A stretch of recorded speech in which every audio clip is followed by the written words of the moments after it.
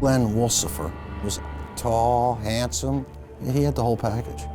Betty, his wife, she was an all-American girl. He sees this shadowy figure wearing a clear type of mask. Glen is struck on the head. Betty was strangled. People were really afraid. It caused a lot of fear. We just did not have enough solid evidence. People wanted to see it solved because they didn't know whether or not their home may be next. Murder's always a tragedy. You know, there's no winners in murder.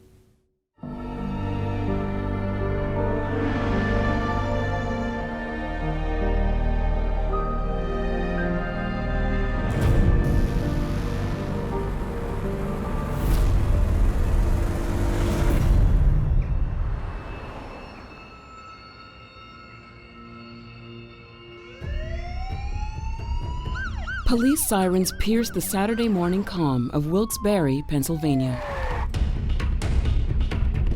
I received a call around 7 in the morning.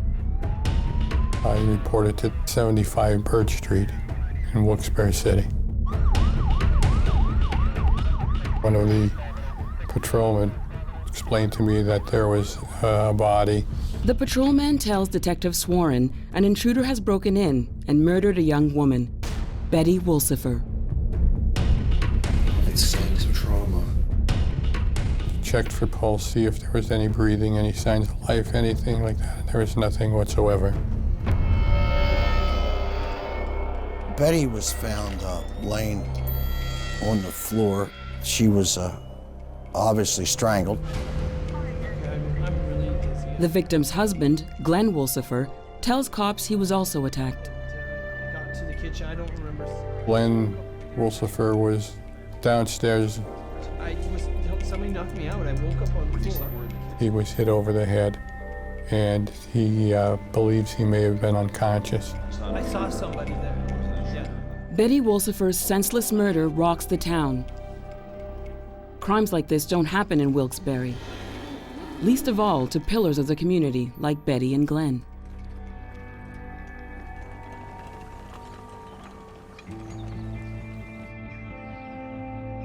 Carol Crane follows the story for the local paper. So what are you going to do at school today? Everyone looked upon them as the all-American family, you know, the husband, the nice wife, and they had a beautiful little girl, Danielle. Love you. Love you. Glen was a very good dentist. His patients liked him. He had built up a really nice practice for himself. And because they were a prominent family, you know, a lot of people would go there. He had the, let me say, the Tom Selleck look. Tall, handsome, physically capable, so he had the whole package. Betty was very diminutive, very quiet, but just a real soft-spoken person, very kind, very gentle.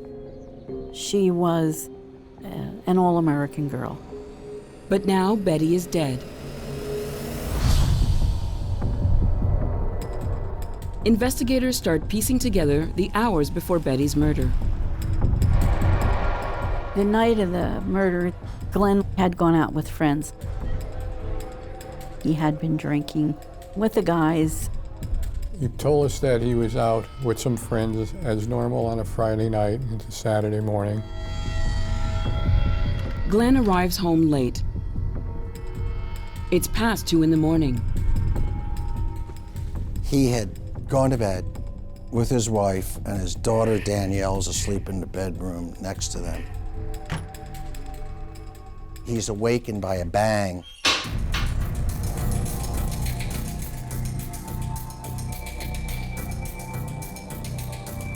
He grabs his .22 caliber revolver.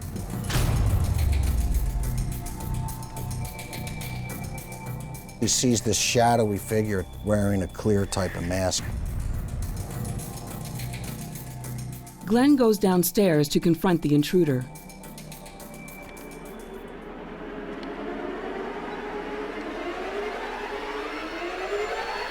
But then he's grabbed from behind. Struggle ensues. And then he's struck on the head.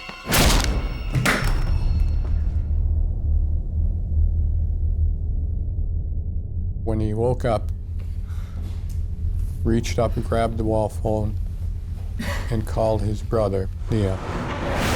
Neil, get over here. Somebody broke in. His brother lived right across the street. Oh, Glenn! Neil called 911 My brother's been knocked out. and told them, my brother's on the floor, he was knocked out. Yeah, He was pacing back and forth, up and down. In the confusion, neither Glenn nor Neil went upstairs to see if Danielle or Betty was okay. As Danielle is cared for by relatives, it's up to the cops to tell Glenn his wife is dead. And he couldn't believe it. The police need to find the deadly intruder fast, before he strikes again. The trouble is, they have no idea who they're looking for. If you don't solve the homicide within the first 72 hours of it happening, the likelihood of solving it later is greatly diminished. Glenn wanted to go to the hospital. He was hit on the head. He had a bump that was back there, and the ambulance came. Glenn has lost his wife, Betty, the woman who was his high school sweetheart. His daughter, 5-year-old Danielle, has lost her mom. As Betty Wolsieffer's body is laid to rest, the task of hunting down her killer kicks into high gear. It would be premature at this time to indicate whether or not there are any suspects in this case until the investigation reaches that point in time where we can say with some certainty that we have information that could possibly lead to a criminal charge against anybody. Betty and Glenn's home is combed for clues. Forensic unit, they came in, they did fingerprinting, photographing. They're looking for any kind of evidence that could be helpful. We were going through the crime scene. The story that Glenn gave, we were just trying to put together. In the small town of Wilkes-Barre, a family has been torn apart, and a killer is on the loose. People were really afraid. It caused a lot of fear, a lot of panic. And people wanted to see it solved because they didn't know whether or not their home may be next. And when something of this magnitude, of this violent nature happens in their own backyard, they're wondering whether or not that could happen to them. In Wilkes-Barre, Pennsylvania, a home invasion has left a young mom dead and her husband with head injuries. There was a lot of concern in the neighborhood that, there was a killer loose, an intruder. The horrific murder of Betty Wolsieffer sends shockwaves through the once idyllic town. Wilkes-Barre was a very tight-knit community. People grew up together, they went to school together. They found jobs here, and they lived here, for their entire lives. In Wilkes-Barre and beyond, everyone wants to know, who killed Betty Wolsieffer? The press began going after this case because they knew what type of area it was in Wilkes-Barre, and they knew how the city of Wilkes-Barre was. The media kept asking questions. They were, and I don't want to say hounding, but it got to the point where you were trying to do your work and you had people that were already there at the crime scene. That was one of those things around here that the headlines are out there, it's on the nightly news. He certainly was known, and he's a physician, and it got a lot of attention. I'm sure it was the first thing on the TV programs, on the news shows, and it got a lot of attention for a long time. The cops know there's been a series of break-ins recently, and strangers seen hanging around the neighborhood. Only the week before, Glen reported seeing someone trying to cut through his screen door. Somebody who was roaming around the alleyways. Somebody knew that Betty was home alone. Somebody who knew that she had a young child. Somebody who knew that Glen didn't get back home until all hours of the night. It isn't just the rash of home invasions that concerns detectives. Recently, Betty had been complaining of crank calls late at night. Maybe she was deliberately targeted. Police carefully examined the crime scene. There's a ladder, and we went out and looked at it. Somebody went up the ladder, broke the window, and that's how they came in. The master bedroom was in disarray. You could tell that there was a fight, something physical that went on. But for Detective Swarin, something doesn't add up. There's nothing taken.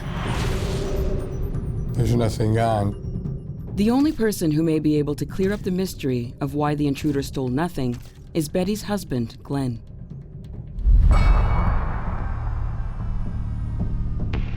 He's in the hospital, recovering from the injuries he sustained during the break-in. We went to the hospital, asked if we could see the injuries. He had a wound to his head.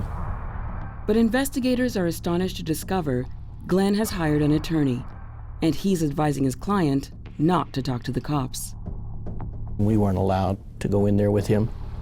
We could just look, and he was sitting up in a bed.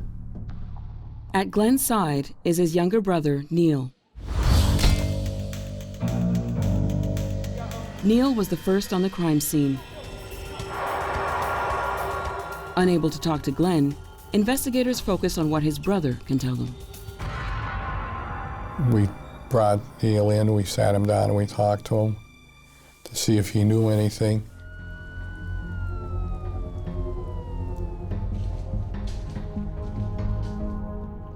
Neil explains that Glen phoned in a panic, telling him to get over to his house. The first thing that Glen does when he regains consciousness is call his brother. What Glen doesn't do is make sure his family is okay. Now, his daughter is upstairs, and his wife is upstairs. And the first thing he does is call his brother. Neil did say to us that neither one of them had gone upstairs. Neil's statement strikes investigators as unusual. Neither Glen nor his brother thought to check on Betty or 5-year-old Danielle. Now, wouldn't one of the first things a person would normally do if you were attacked within the confines of your home, immediately run upstairs to see about the well-being of your daughter and your wife? Glen's injuries may have stopped him from going upstairs, but investigators want to know why Neil didn't check if his sister-in-law and niece were safe. And the answer was, I don't know, I didn't go upstairs. That's not all that's bothering Detective Swarin. There was a delay between Glen's call asking Neil to come over and Neil's call to 911. Neil was a very nervous person, very nervous. When we got and talked to him the first time, he had the shakes. He'd cry, put his hands in his face in his hands. Investigators believe Neil knows more than he's letting on. They start to wonder, was he involved in the crime? We interviewed Glen Wolsieffer 3 times and said, you know who we are, you know what we're looking for. You know, give us an answer, help us out. Detectives are convinced Neil holds the key to unlocking the secret of Betty Wolsieffer's savage murder. Now, they've got to get him to talk. We decided we would like him to come back for a lie detector test. Neil refuses. He tells his friends he feels hounded by the police. There was a perceptible change in him after Betty's murder. You could tell something was weighing so heavily on him. Then Neil has a change of heart and decides to meet with investigators. He called, said, "I'll sit down and I'll talk to you. I have some information for you."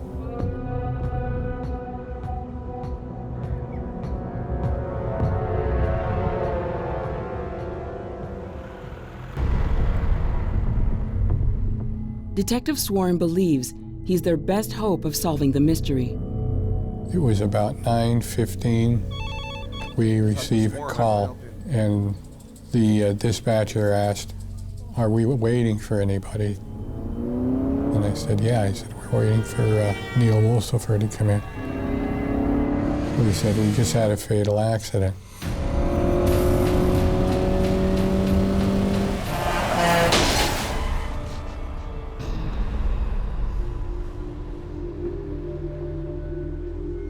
Myself and Detective Mitchell went to the scene, and sure enough, it looks like he crossed over into the center lane and he hit a cement truck head on.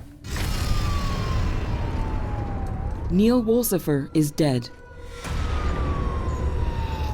At that point, we felt that that was our closest we were ever going to get to what happened, to the story. The question on detectives' minds, was this a tragic accident or the desperate act of a man with something to hide?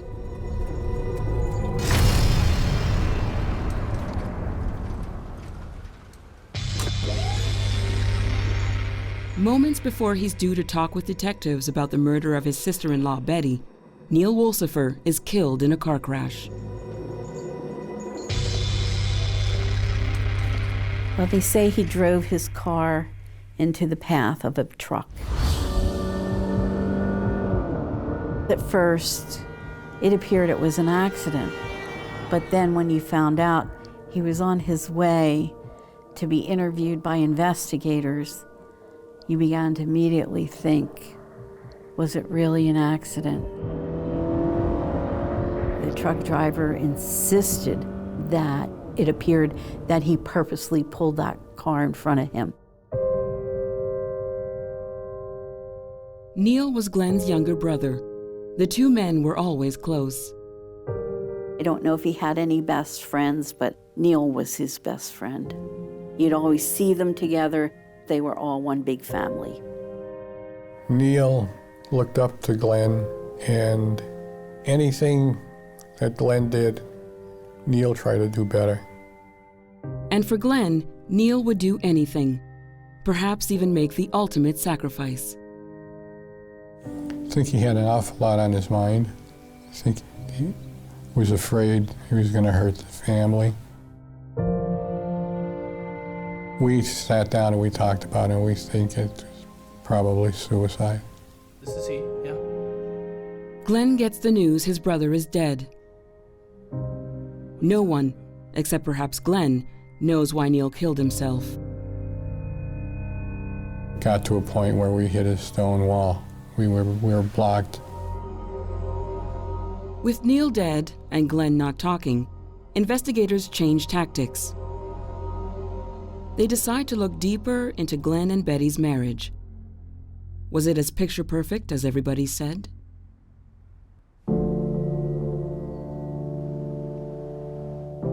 They came across as good people, religious background. Betty would go to exercise classes. Glen would go play softball. Betty's happy-go-lucky. She was a hard worker, too.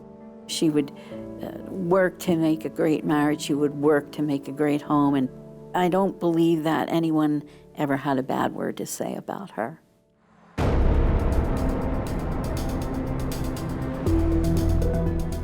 And just started collecting information from neighbors, associates, anyone who had contact with him. That's when they learn Glen is leading a double life. He was cheating on his wife. He was a no-good. He started having an affair with his dental hygienist. It was getting pretty hot and heavy. They were regularly meeting in hotels. The hygienist, Debbie Shipp, is pulled in for questioning. Under the police spotlight, she reveals all about her love affair with Glen. She was willing to talk about the depth of the relationship she had with this married man. According to Debbie, Glen tells her he's passionately in love with her. He wants them to spend the rest of their lives together. Glen Wolsieffer was going to be leaving the wife for her. They were looking at jewelry and things like that. There's more. When pushed further, Debbie reveals some startling information. She had sex with Glen the afternoon before Betty was murdered.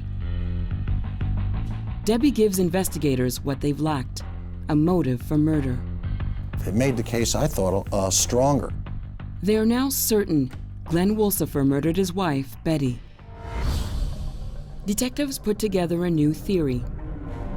Neil had no direct involvement in Betty's murder. But Glen may have burdened his brother with a confession that he killed Betty. Our feeling then and our belief then was that we thought that he just couldn't live with what he knew. Faced with betraying the brother he idolized, he took his secret to the grave. The people that knew Neil knew how he would have felt if his brother had indeed killed Betty. And would he have done that? Would he have sacrificed his life to save his brother? He was so torn between lying and giving up his brother that he chose not to do either. But what investigators don't have is proof. It was hard to believe at the time that, the doctor had killed his wife. Glen sticking to his story. An intruder broke into the house and murdered Betty. And that was the difficulty of this case. Disproving what he said. Disproving it, which is very difficult when you have to prove a case beyond a reasonable doubt. So I wanted certain things redone, people re-interviewed, evidence retaken, certain evidence taken to the state police crime lab, just to make sure that all the T's were crossed and all the I's were dotted. Investigators have to find a way of nailing Glen. Betty's autopsy reveals traces of Glen's clothing under her nails, indicating they may have had a fight. That by itself didn't mean anything. He was her husband. If she had fibers from his clothes under her nails, that could be explained in several ways. Detectives take another look at Glen's injuries. They can't talk to Glen, but they can talk to his medical team. The treating physicians said in one of the reports that, the wound to the back of the head could easily have been done by just bumping your head in a backwards motion to the corner of a wall. His head wound was superficial. It would not have been enough to render him unconscious. Glen's story doesn't add up. And now, they're finding the crime scene doesn't either. When we saw the ladder initially, it just didn't seem to match up to what we were being told. The ladder, it's backwards. The rungs are the wrong way. And there was no indentation into the grass that would indicate pressure was put on that ladder. So to me, that was odd. Was it planted? How did the person get out of the house? Did they go back down the ladder? If they did, that ladder really would have been depressed. In fact, Glen had frequently used the ladder himself. A neighbor had seen Glen Wolsieffer, when locked out of the house on previous occasions, use that ladder to gain entry into his home. And that's exactly the entry that existed the morning his wife died. So I found that hugely coincidental. I just was very pleased with the information that she shared with us. I thought that was key. The house itself, it was a nice home, but by no means was it a glamorous or 10,000 square foot home with lots of good artwork and things like that that would attract maybe a burglar to enter the home, especially an occupied home. Why would someone then also go up the back ladder into a second floor window to a home that really was not of big magnitude as far as belongings and things like that? It just didn't fit together. That's not all. Forensic analysis reveals the bedroom window may have been smashed from the inside.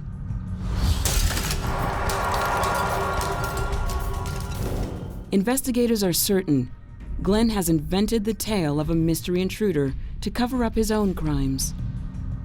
I thought the crime scene was definitely staged. But to win a conviction, investigators must prove that beyond all reasonable doubt. It's time to call in the FBI. I thought a trip to Washington, D.C., may be worthwhile. Let's get an expert profiling opinion. The feds have huge expertise in analyzing faked crime scenes. They'll re-examine the evidence to see if they can make a case for Glen as the murderer. They started helping us. We started finding out now what a staged crime scene is. How do you stage it? What do you do? What should you do when you're staging it? The way the room was turned over to make it look like there was a scuffle or some type of struggle, it was not the way it would have been if there was a real struggle that went on.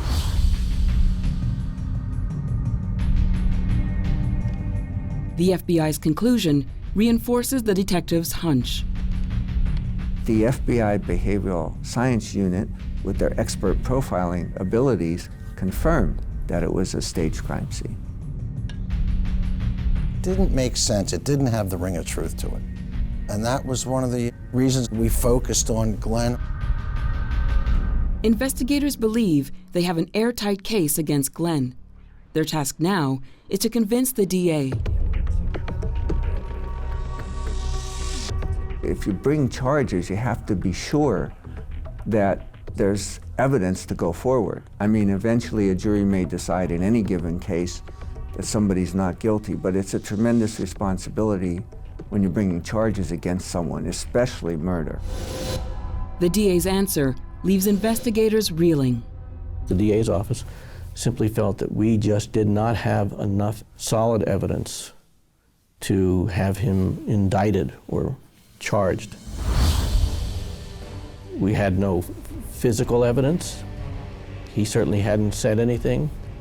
Nobody else, there were no other witnesses to it. The decision to not charge Glen with murder strikes a hammer blow. I can understand the hesitancy of prosecutors to act because you had to disprove what he said happened. And that is not an easy chore. People became so frustrated that, some people would start saying, there's one place you get away with a homicide, and that's in Wilkes-Barre. Everyone working the case is convinced Glen Wolsieffer is a murderer. A murderer who has just cheated justice.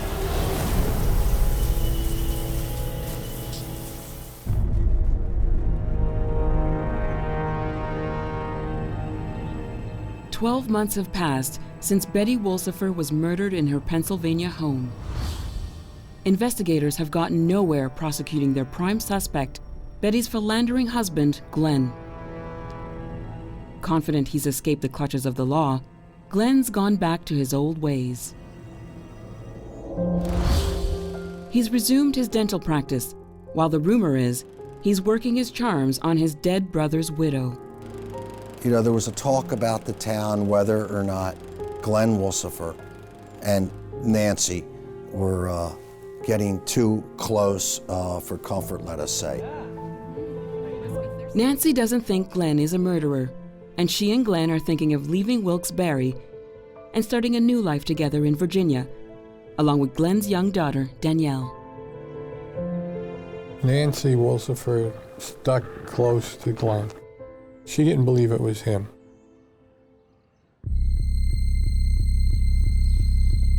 Then, Nancy's world collapses. She finds evidence that Glen is still seeing his former lover, dental hygienist Debbie, the woman he had sex with just hours before his wife was murdered. Her heart was broken, and she believed that Glen did that to her. If Glen's lying about Debbie, asks Nancy, what else could he be lying about?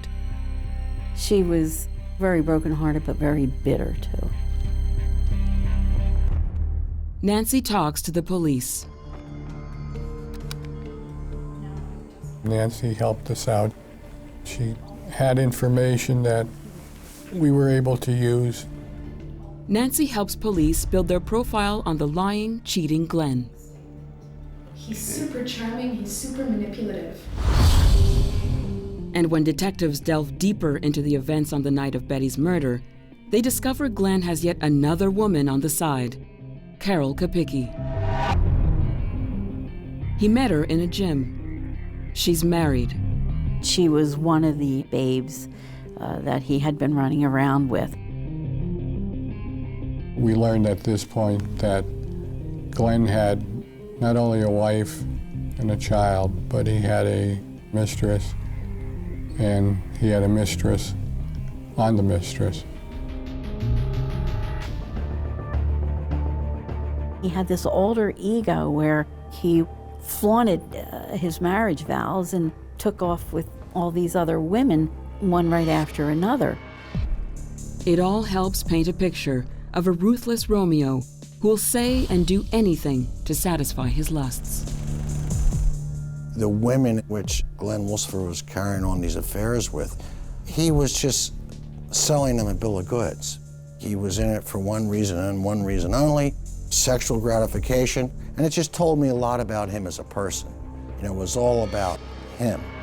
When police speak to Carol, she provides another piece of the jigsaw. She tells detectives that the night of Betty's murder, she bumps into Glen in a bar. Carol is with her husband, and that enrages Glen. The question for detectives, was Glen angry enough to murder his wife? That was a big piece of circumstantial evidence, because the whole case was circumstantial evidence. The tide has finally turned for the cops. Maybe he had thought he was quietly having affairs with them, but the mistresses were his unraveling. As the investigation ramps up, Glen is feeling the heat. While they were investigating the case, Glen did continue his dental practice, but it started falling off as more and more facts were revealed. It just became uncomfortable for him here. I think he felt the hounds nipping at his heels. He got so hot that that's why he blew town and moved to Virginia. Glen moves south, settling down in Falls Church, Virginia, with Carol Kapicki and his daughter. Then, the breakthrough investigators have been working for. A new witness comes forward, Barbara Wendy, a close friend of Glen's murdered wife.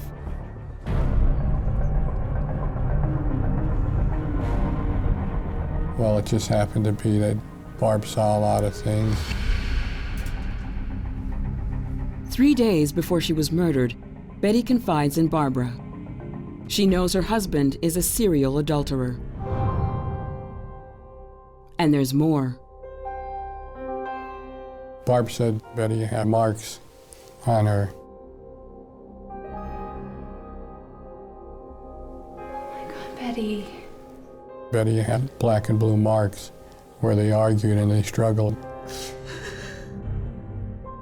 Barb kept telling Betty, said, Betty, you have to do something. Something's got to change. You're not going to make it like this. Betty tells her friend she's had enough. On the night she was murdered, Betty was intending to confront Glen about his abusive behavior and adultery. She said to Barbara, Wendy, well, tonight's the night. If he doesn't come home on time, I'm really gonna go after him. With Barbara's damning evidence, detectives believe they finally have enough to convict Glen. We sat down and we made the decision that we're gonna go after him. Investigators go back to the DA. I said, this isn't going to get any better. We're going to act. We thought we had the probable cause that we needed to justify the issuance of the arrest warrant, and we did it, and we held our breaths.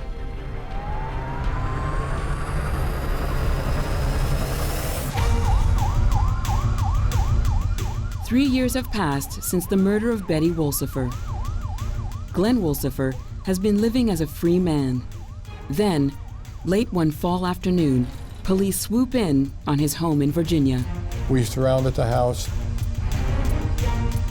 Warrant for your arrest. Please turn around. Arrest for murder. Told him he was under arrest. He was charged with homicide. He was taken and then brought back to Pennsylvania for his arraignment.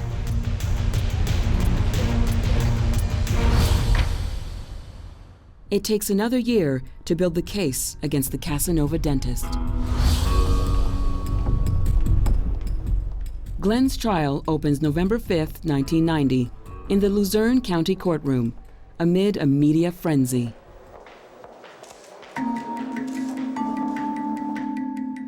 At the trial, there were a lot of women that came because they just wanted to see firsthand what he looked like.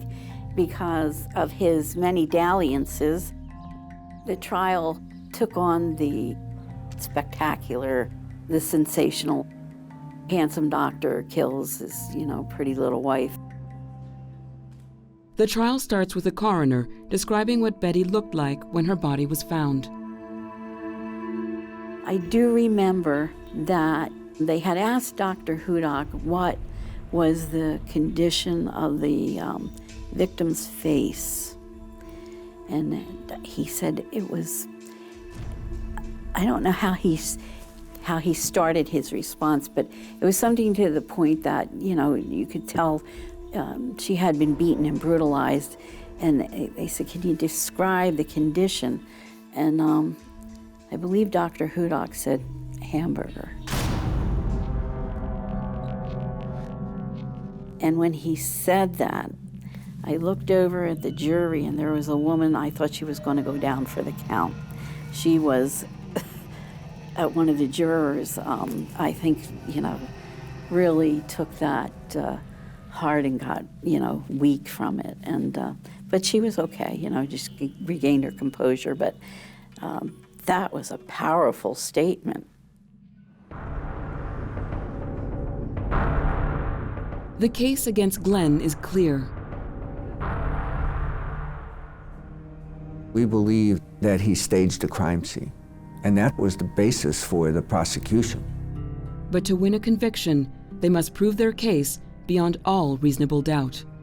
You never know what a jury's going to do. You only need one juror to have reasonable doubt, and then you're not going to get a conviction. Glen exercises his right not to take the witness stand. Most defendants in criminal trials don't testify, but that jury is going to be told over and over that that is his right, and you can't assume anything from that. He was kind of like not really a whole lot responsive to anything.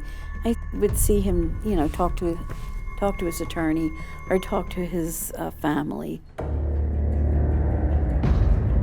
The defense, their take was, there's no evidence here. The defense team argues Glen is the victim. First, he and his wife are attacked. Second, he's unfairly targeted by the police for a crime he didn't commit. Glen Wolsieffer was asleep with his wife. An intruder enters the house, kills his wife, and here they're asking you to convict him of homicide. He's fortunate he wasn't a victim of homicide. There really wasn't much concrete physical evidence. It was almost completely a circumstantial evidence case. Glen is confident there's no direct evidence to prove he murdered Betty. But any prosecutor worth their salt will tell you that a strong circumstantial evidence case is as powerful, if not more powerful, than some cases involving direct evidence. By pointing out that Glen has a motive and that the crime scene was staged, prosecutors hope to convince the jury that no one else could possibly have carried out the crime. She had marks around her neck, which were pre-mortem, which was before she died, and there were marks on her neck like after she died, like if someone just kept going, didn't stop. It again points to the prosecution's argument. No one but Glen could have murdered Betty. Anyone involved in prosecution of homicides over a number of years will tell you that a strangulation, death, indicates normally, not in all cases, but normally, that the person who did it was close to the person that's dead.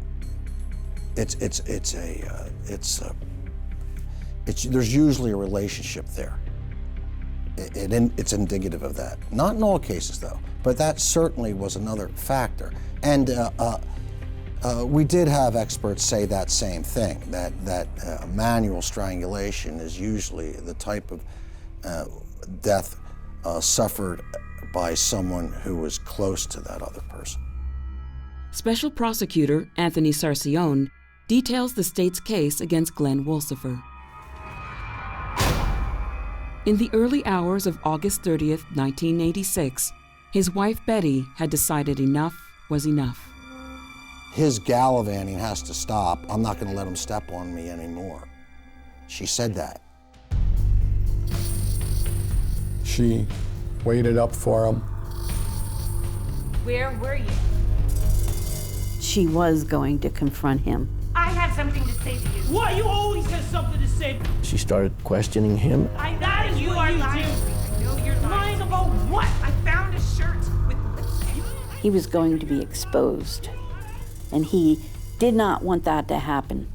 Not at all, because that would have crushed his squeaky clean image, and that sparked the rage in him, and enough for him to turn violent. Glen and Betty get into a fight.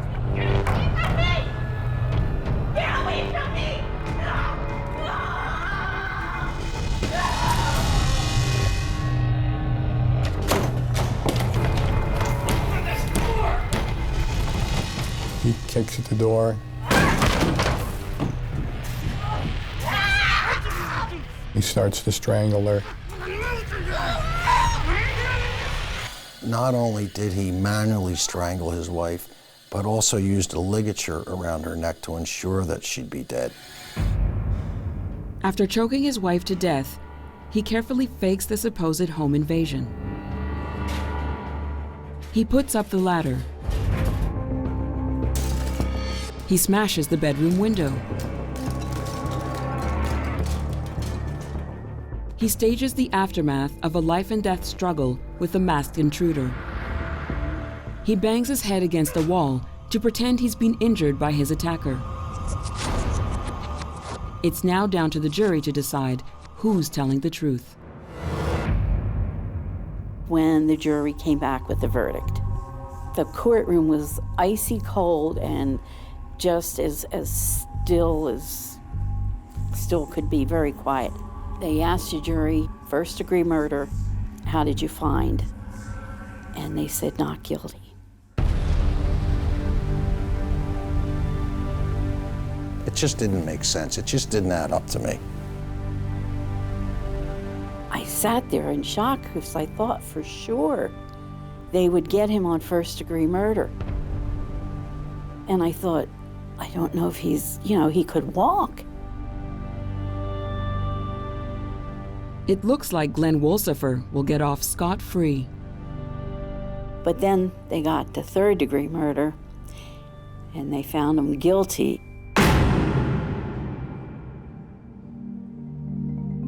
The jury decides Glen had no prior intent to kill Betty.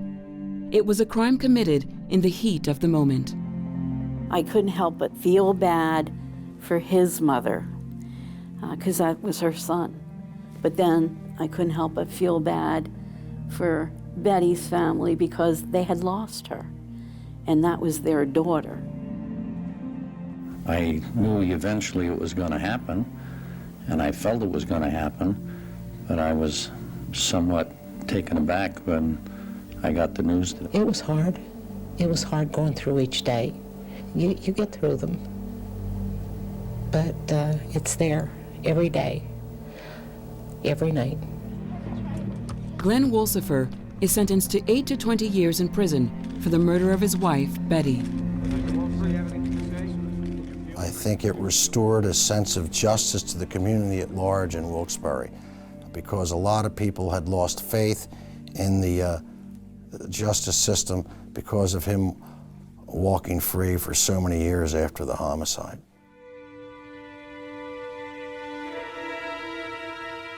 His philandering and murdering his wife impacted so many people.